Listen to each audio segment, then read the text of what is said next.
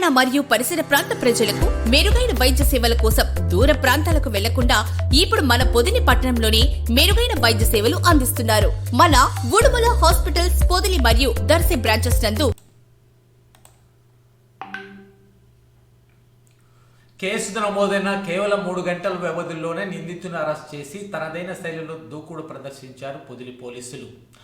పొదిలి పట్టణం ఇస్లాంపేటకు చెందిన పఠాన్ ఫిరోజ్ ఖాన్ అనే పాత నేరస్తుడు ఈ నెల 14వ తేదీ రాత్రి తూరుపాలెంలో చోరీకి పాల్పడ్డాడు.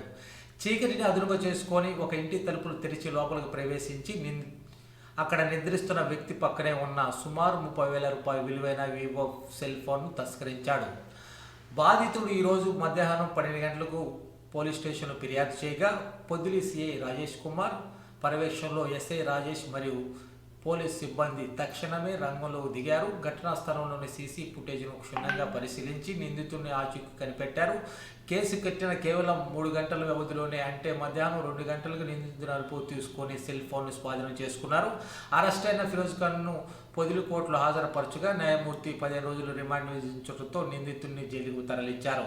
వేగంగా స్పందించి దొంగను పట్టుకున్న పోలీసులను స్థానికులు అభినందిస్తున్నారు.